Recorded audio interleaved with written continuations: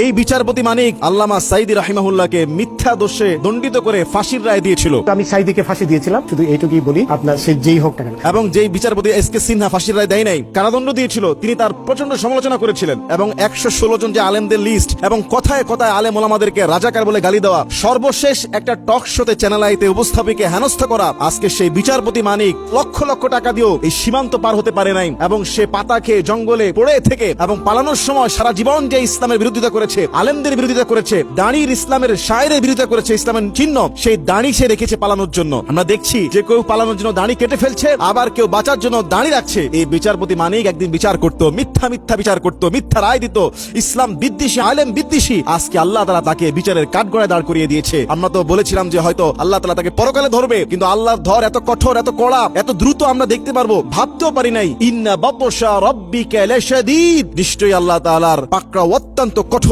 আলেম ওলামাদেরকে যখন এরা গ্রেফতার করত, বিভিন্ন ভাবে এরা হেনস্থা করত, আলেমদেরকে যখন আদালত প্রাঙ্গণে নিয়ে যাওয়া হতো, তখন মানুষ আলেমদের সঙ্গে মুসাফা করত। আর এই সমস্ত চোর বদমাশ এরা যখন হাইকোর্টের দিকে যায়, এদেরকে যখন আদালতে উঠানো হয়, মানুষ ডিম মেরে, জুতা মেরে এদেরকে বরণ করে নিচ্ছে। আজকে দেখেন আল্লামা সাইদি রাহিমাহুল্লাহকে সে মিথ্যা মামলা দিয়েছে, হত্যা, লুণ্ঠন, আগুন পোড়া, ঘর বাড়ি পুড়িয়ে দেওয়া, বিভিন্ন রকমের কথা বলেছিল। কিন্তু আল্লামা সাইদি রাহিমাহুল্লাহ সেদিন কাঠগড়ায় বলেছিলেন যে এই বিচারে শেষ বিচার নয়, পরকালও একটা বিচার আছে। আল্লাহ সুবহানাহু ওয়া তাআলা সেই পরকালের বিচার দুনিয়া থেকে শুরু করে দিয়েছে। এই বিচারপতি মানিককে পদে পদে হেনস্থা করছে। আজকে তার লক্ষ লক্ষ টাকা থাকার পরেও, তার বিদেশি পাসপোর্ট থাকার পরেও, তার এত ক্ষমতা, এত দাম্ভিকতা, আজকে জনগণ জুতা দিয়ে, ডিম দিয়ে তাকে বরণ করে নিচ্ছে। দেখুন, এটাই আল্লাহর ফয়সালা। আল্লাহ সুবহানাহু ওয়া তাআলা বলেছেন, ওয়া তুইজ্জু মান তাশা, যাকে ইচ্ছা আল্লাহ তাআলা ইজ্জত দান করেন, ওয়া তুযিল্লু মান তাশা, যাকে ইচ্ছা আল্লাহ তাআলা বেইজ্জতি করেন। বিয়াদিকাল খায়র, কল্যাণের উভয় হাত আল্লাহর কাছে রয়েছে।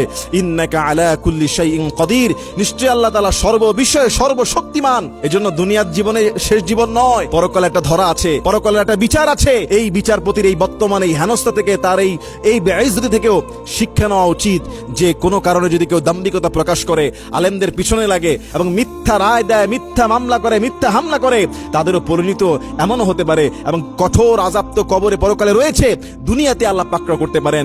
আল্লাহ তাআলা ছাড় দেন, ছেড়ে দেয় না, তার নজির আমরা দেখছি। ইন্না বাতশা রাব্বিকা লাশাদীদ, নিশ্চয়ই আল্লাহ তাআলার পাকড়াও অত্যন্ত কঠোর। আল্লাহ আমাদের সবাইকে সঠিক বুঝ দান করুন, হেদায়েত দান করুন এবং এই সমস্ত ঘটনা থেকে আমাদেরকে শিক্ষা নেওয়ার তৌফিক দান করুন, আমিন। বিচারপতি মানিক গতকালকে সিলেটের মানুষ তাকে আদালত প্রাঙ্গণে জুতা, ডিম দিয়ে বরণ করে নিয়েছে। এই বিচারপতি মানিক মিথ্যা রায় দিয়েছিল, আল্লামা সাইদি রাহিমাহুল্লাহকে মিথ্যা দোষে দণ্ডিত করে ফাঁসির রায় দিয়েছিল।